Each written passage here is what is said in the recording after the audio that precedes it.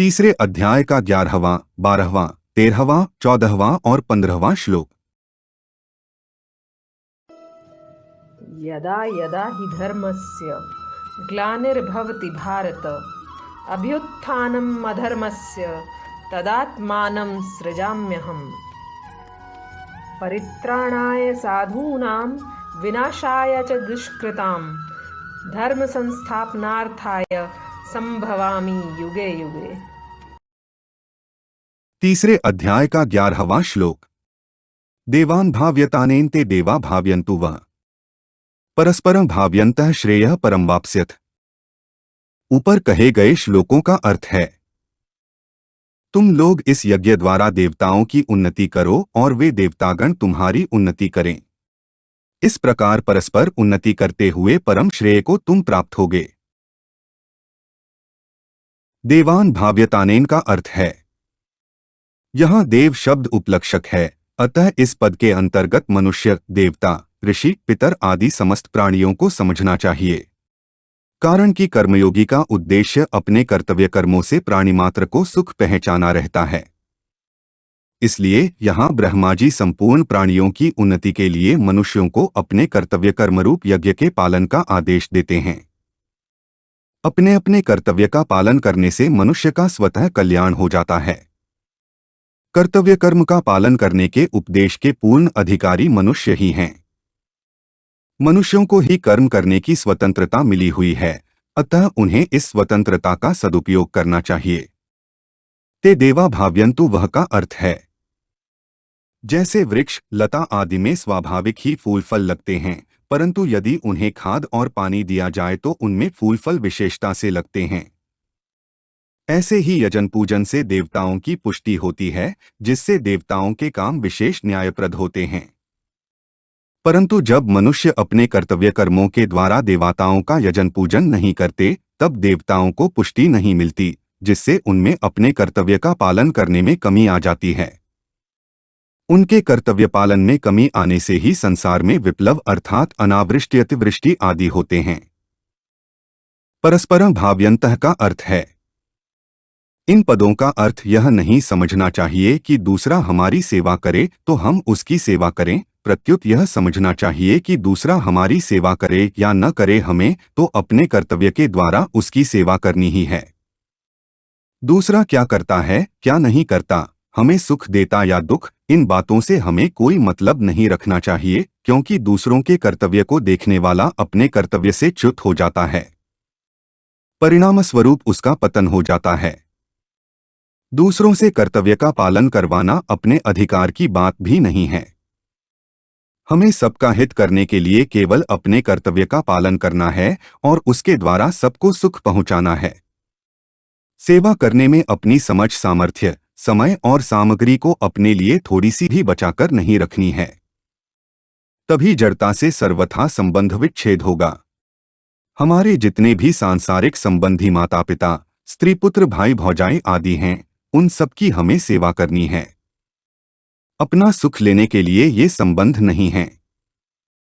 हमारा जिनसे जैसा संबंध है उसी के अनुसार उनकी सेवा करना, मर्यादा के अनुसार उन्हें सुख पहुंचाना हमारा कर्तव्य है। उनसे कोई आशा रखना और उन पर अपना अधिकार मानना बहुत बड़ी भूल है। हम उनके ऋणी हैं और ऋण उतारने के लिए उनके यहाँ हमारा जन्म हुआ है। अतः निःस्वार्थ भाव से उन संबंधियों की सेवा करके हम अपना ऋण चुका दें, यह हमारा सर्वप्रथम आवश्यक कर्तव्य है। सेवा तो हमें सभी की करनी है, परंतु जिनकी हमारे पर जिम्मेवारी है, उन संबंधियों की सेवा सबसे पहले करनी चाहिए। शरीर, इंद्रिया, मन, बुद्धि, पदार्थ आदि अपने नहीं हैं और अपने लिए भी नहीं हैं, यह सिद्धांत है। अतः अपने अपने कर्तव्य का पालन करने से स्वतः एक दूसरे की उन्नति होती है। श्रेयः परं वाप्स्यथ का अर्थ है, प्रायः ऐसी धारणा बनी हुई है कि यहाँ परम कल्याण की प्राप्ति का कथन अतिशयोक्ति है, पर वास्तव में ऐसा नहीं है। अगर इसमें किसी को संदेह हो तो वह ऐसा करके खुद देख सकता है। जैसे धरोहर रखने वाले की धरोहर उसे वापस कर देने से धरोहर रखने वाले से तथा उस धरोहर से हमारा किसी प्रकार का संबंध नहीं रहता, ऐसे ही संसार की वस्तु संसार की सेवा में लगा देने से संसार और संसार की वस्तु से हमारा कोई संबंध नहीं रहता। संसार से माने हुए संबंध का विच्छेद होते ही चिन्मयता का अनुभव हो जाता है। अतः प्रजापति ब्रह्मा जी के वचनों में अतिशयोक्ति की कल्पना करना अनुचित है। तीसरे अध्याय का 12वां श्लोक। इष्टान भोगान ही वो देवा दास्यन्ते यज्ञ भाविता है तैर्दत्तान प्रदायभ्यो यो भुंक्ते स्तेन एव सह। ऊपर कहे गए श्लोकों का अर्थ है, यज्ञ से भावित पुष्ट हुए देवता भी तुम लोगों को बिना मांगे ही कर्तव्य पालन की आवश्यक सामग्री देते रहेंगे। इस प्रकार उन देवताओं से प्राप्त हुई सामग्री को दूसरों की सेवा में लगाए बिना जो मनुष्य स्वयं ही उसका उपभोग करता है, वह चोर ही है। इष्टान भोगान ही वो देवा दास्यन्ते यज्ञ भाविताः का अर्थ है। यहां भी इष्टभोग शब्द का अर्थ इच्छित पदार्थ नहीं हो सकता, कारण कि पीछे के 11वें श्लोक में परम कल्याण को प्राप्त होने की बात आई है और उसके हेतु के लिए वह 12वां श्लोक है। भोगों की इच्छा रहते परम कल्याण कभी हो ही नहीं सकता। अतः यहाँ इष्ट शब्द यज धातु से निष्पन्न होने से तथा भोग शब्द का अर्थ आवश्यक सामग्री होने से उपर्युक्त पदों का अर्थ होगा वे देवता तुम लोगों को यज्ञ कर्तव्य कर्म करने की आवश्यक सामग्री देते रहेंगे। यहाँ यज्ञ भाविताः देवाः पदों का तात्पर्य है कि देवता तो अपना अधिकार समझकर मनुष्यों को आवश्यक सामग्री प्रदान करते ही हैं, केवल मनुष्यों को ही अपना कर्तव्य निभाना है। तैर्दत्तान प्रदायभ्यो यो भुंक्ते का अर्थ है, ब्रह्मा जी ने देवताओं के लिए ते देवाः पदों का प्रयोग किया है क्योंकि उनके सामने मनुष्य थे, देवता नहीं। परंतु यहाँ एभ्यः पद जो इदम शब्द से बनता है का प्रयोग हुआ है, जो समीपता का द्योतक है। भगवान के लिए सभी समीप ही हैं। इससे सिद्ध होता है कि अब यहाँ से भगवान के वचन आरंभ होते हैं। यहाँ भुंक्ते पद का तात्पर्य केवल भोजन करने से ही नहीं है, प्रत्युत शरीर निर्वाह की समस्त आवश्यक सामग्री भोजन, वस्त्र, धन, मकान आदि को अपने सुख के लिए काम में लाने से है। स्तेन एव सह का अर्थ है, यहाँ सह स्तेन पदों में एक वचन देने का तात्पर्य यह है कि अपने कर्तव्य का पालन न करने वाला मनुष्य सबको प्राप्त होने वाली सामग्री अन्न, जल, वस्त्र आदि का भाग दूसरों को दिए बिना ही अकेला स्वयं ले लेता है। अतः वह चोर ही है। जो मनुष्य दूसरों को उनका भाग न देकर स्वयं अकेले ही भोग करता है, वह तो चोर है ही, पर जो मनुष्य किसी भी अंश में अपना स्वार्थ सिद्ध करना चाहता है, अर्थात सामग्री को सेवा में लगाकर बदले में मान बढ़ाई आदि चाहता है, वह भी उतने अंश में चोर ही है। ऐसे मनुष्य का अंतःकरण कभी शुद्ध और शांत नहीं रह सकता। तीसरे अध्याय का 13वां श्लोक। यज्ञशिष्टाशिनः सन्तो मुच्यन्ते सर्वकिल्बिषयः भुंजते ते त्वघण पापा ये पचन्त्यात्मकारणात्। ऊपर कहे गए श्लोकों का अर्थ है, यज्ञशेष योग का अनुभव करने वाले श्रेष्ठ मनुष्य संपूर्ण पापों से मुक्त हो जाते हैं, परंतु जो केवल अपने लिए ही पकाते अर्थात सब कर्म करते हैं, वे पापी लोग तो पाप का ही भक्षण करते हैं। यज्ञशिष्टाशिनः सन्तः का अर्थ है, कर्तव्य कर्मों का निष्काम भाव से विधिपूर्वक पालन करने पर यज्ञशेष के रूप में योग अथवा समता ही शेष रहती है। कर्मयोग में यह खास बात है कि संसार से प्राप्त सामग्री के द्वारा ही कर्म होता है। अतः संसार की सेवा में लगा देने पर ही वह कर्म यज्ञ सिद्ध होता है। यज्ञ की सिद्धि के बाद स्वतः अवशिष्ट रहने वाला योग अपने लिए होता है। यह योग समता ही यज्ञशेष है, जिसको भगवान ने चौथे अध्याय में अमृत कहा है, यज्ञशिष्टामृत भुजः। मुच्यन्ते सर्वकिल्बिषयः का अर्थ है, यहाँ किल्बिषयः पद बहुवचनांत है, जिसका अर्थ है संपूर्ण पापों से अर्थात बंधनों से। परंतु भगवान ने इस पद के साथ सर्व पद भी दिया है, जिसका विशेष तात्पर्य यह हो जाता है कि यज्ञशेष का अनुभव करने पर मनुष्य में किसी भी प्रकार का बंधन नहीं रहता। उसके संपूर्ण संचित प्रारब्ध और क्रियमाण कर्म विलीन हो जाते हैं। संपूर्ण कर्मों के विलीन हो जाने पर उसे सनातन ब्रह्म की प्राप्ति हो जाती है।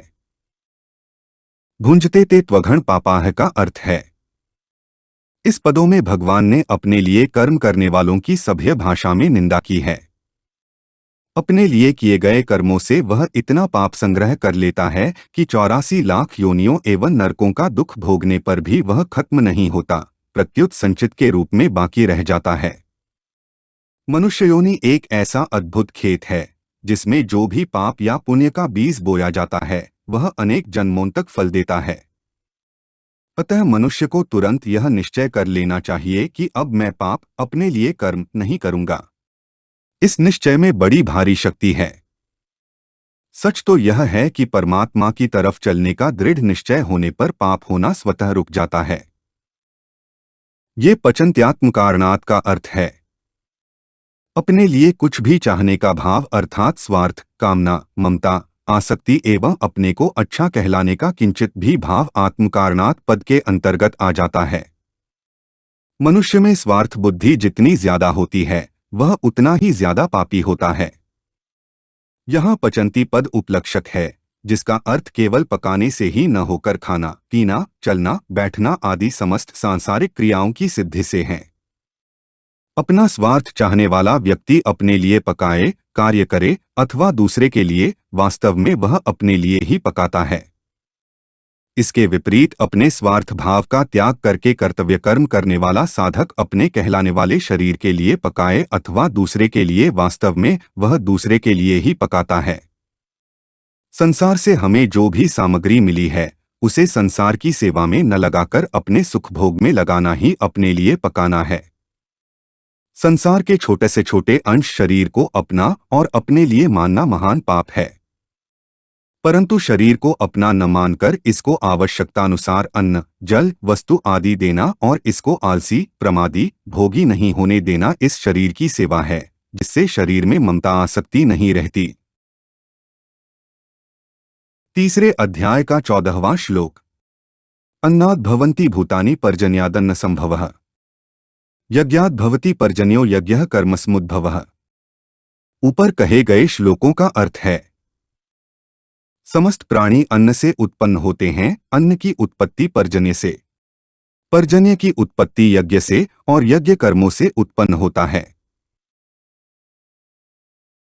अन्नाद् भवन्ति भूतानि का अर्थ है प्राणों को धारण करने के लिए जो खाया जाता है वह अन्न कहलाता है। जिस प्राणी का जो खाद्य है जिसे ग्रहण करने से उसके शरीर की उत्पत्ति, भरण और पुष्टि होती है उसे ही यहाँ अन्न नाम से कहा गया है। जैसे मिट्टी का कीड़ा मिट्टी खाकर जीता है तो मिट्टी ही उसके लिए अन्न है। जरायुज, मनुष्य, पशु आदि, उद्भिज्ज, वृक्षादि, अंडज, पक्षी, सर्प, चींटी आदि और स्वेदज, जू आदि ये चारों प्रकार के प्राणी अन्न से ही उत्पन्न होते हैं और उत्पन्न होकर अन्न से ही जीवित रहते हैं। पर्जन्यादन्न संभवः का अर्थ है समस्त खाद्य पदार्थों की उत्पत्ति जल से होती है। घास फूस, अनाज आदि तो जल से होते ही हैं, मिट्टी के उत्पन्न होने में भी जल ही कारण है। अन्न, जल, वस्त्र, मकान आदि शरीर निर्वाह की सभी सामग्री स्थूल या सूक्ष्म रूप से जल से संबंध रखती है और जल का आधार वर्षा है। यज्ञाद् भवति पर्जन्यः का अर्थ है यज्ञ शब्द मुख्य रूप से आहुति देने की क्रिया का वाचक है, परंतु गीता के सिद्धांत और कर्मयोग के प्रस्तुत प्रकरण के अनुसार यहाँ यज्ञ शब्द संपूर्ण कर्तव्य कर्मों का उपलक्षक है। यज्ञ में त्याग की ही मुख्यता होती है। आहुति देने में अन्न, घी आदि चीजों का त्याग है, दान करने में वस्तु का त्याग है, तप करने में अपने सुख भोग का त्याग है, कर्तव्य कर्म करने में अपने स्वार्थ, आराम आदि का त्याग है। अतः यज्ञ शब्द यज्ञ, हवन, दान, तप आदि संपूर्ण शास्त्र विहित क्रियाओं का उपलक्षक है। बृहदारण्यक उपनिषद में एक कथा आती है। प्रजापति ब्रह्मा जी ने देवता, मनुष्य और असुरेन तीनों को रचकर उन्हें द इस अक्षर का उपदेश दिया। देवताओं के पास भोग सामग्री की अधिकता होने के कारण उन्होंने द का अर्थ दमन करो समझा। मनुष्यों में संग्रह की प्रवृत्ति अधिक होने के कारण उन्होंने द का अर्थ दान करो समझा। असुरों में हिंसा, दूसरों को कष्ट देने का भाव अधिक होने के कारण उन्होंने द का अर्थ दया करो समझा। इस प्रकार देवता, मनुष्य और असुर तीनों को दिए गए उपदेश का तात्पर्य दूसरों का हित करने में ही है। वर्षा के समय मेघ जोत दद की गर्जना करता है, वह आज भी ब्रह्मा जी के उपदेश दमन करो, दान करो, दया करो के रूप से कर्तव्य कर्मों की याद दिलाता है। अपने कर्तव्य कर्म का पालन करने से वर्षा कैसे होगी? वचन की अपेक्षा अपने आचरण का असर दूसरों पर स्वाभाविक अधिक पड़ता है। यद्यदाचरति श्रेष्ठस्तत्तदेवेतरो जनः, मनुष्य अपने अपने कर्तव्य कर्म का पालन करेंगे तो उसका असर देवताओं पर भी पड़ेगा, जिससे वे भी अपने कर्तव्य का पालन करेंगे, वर्षा करेंगे। यज्ञ कर्मसमुद्भवः का अर्थ है निष्काम भाव पूर्वक किए जाने वाले लौकिक और शास्त्रीय सभी विहित कर्मों का नाम यज्ञ है। ब्रह्मचारी के लिए अग्निहोत्र करना यज्ञ है। ऐसे ही स्त्रियों के लिए रसोई बनाना यज्ञ है। आयुर्वेद का ज्ञाता केवल लोगों के हित के लिए वैद्य कर्म करे तो उसके लिए वही यज्ञ है। इसी तरह विद्यार्थी अपने अध्ययन को और व्यापारी अपने व्यापार को, यदि वह केवल दूसरों के हित के लिए निष्काम भाव से किया जाए, यज्ञ मान सकते हैं। इस प्रकार वर्ण, आश्रम, देश, काल की मर्यादा रखकर निष्काम भाव से किए गए सभी शास्त्रविहित कर्तव्य कर्म यज्ञ रूप होते हैं। यज्ञ किसी भी प्रकार का हो, क्रियाजन्य ही होता है। संख्या, भिलावा आदि विषों को भी वैद्य लोग जब शुद्ध करके औषध रूप में देते हैं, तब वे विष भी अमृत की तरह होकर बड़े बड़े रोगों को दूर करने वाले बन जाते हैं। इसी प्रकार कामना, ममता, आसक्ति, पक्षपात, विषमता, स्वार्थ, अभिमान आदि ये सब कर्मों में विष के समान हैं। कर्मों के इस विषैले भाग को निकाल देने पर वे कर्म अमृतमय होकर जन्म मरण रूप महान रोग को दूर करने वाले बन जाते हैं। ऐसे अमृतमय कर्म ही यज्ञ कहलाते हैं। तीसरे अध्याय का 15वां श्लोक। कर्म ब्रह्मोद्भवम विद्धि ब्रह्माक्षर समुद्भवम तस्मात् सर्वक्तं ब्रह्मा नित्य यज्ञ प्रतिष्ठितम। ऊपर कहे गए श्लोकों का अर्थ है कर्म की उत्पत्ति ब्रह्मा जी से होती है और ब्रह्मा जी अक्षर तत्व से व्यक्त होते हैं। इसलिए सर्वव्यापी ब्रह्मा सदा ही यज्ञ में प्रतिष्ठित है। कर्म ब्रह्मोद्भवम विद्धि का अर्थ है वेद कर्तव्य कर्मों को करने की विधि बताते हैं। मनुष्य को कर्तव्य कर्म करने की विधि का ज्ञान वेद से होने के कारण ही कर्मों को वेद से उत्पन्न कहा गया है। वेद शब्द के अंतर्गत ऋग्वेद, यजुर्वेद, सामवेद और अथर्ववेद के साथ साथ स्मृति, पुराण, इतिहास, रामायण, महाभारत एवं भिन्न भिन्न संप्रदाय के आचार्यों के अनुभववचन आदि समस्त वेदानुकूल सत्शास्त्र को ग्रहण कर लेना चाहिए। ब्रह्माक्षर समुद्भवम का अर्थ है यहाँ ब्रह्मा पद वेद का वाचक है। वेद सच्चिदानंद घन परमात्मा से ही प्रकट हुए हैं। इस प्रकार परमात्मा सबके मूल हुए। परमात्मा से वेद प्रकट होते हैं। वेद कर्तव्य पालन की विधि बताते हैं। मनुष्य उस कर्तव्य का विधिपूर्वक पालन करते हैं। कर्तव्य कर्मों के पालन से यज्ञ होता है और यज्ञ से वर्षा होती है।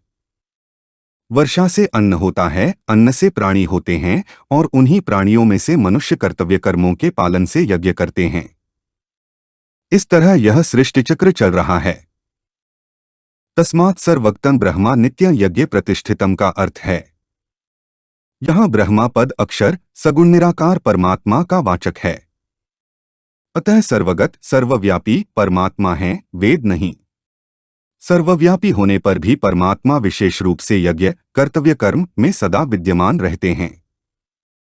तात्पर्य यह है कि जहाँ निष्काम भाव से कर्तव्य कर्म का पालन किया जाता है, वहाँ परमात्मा रहते हैं।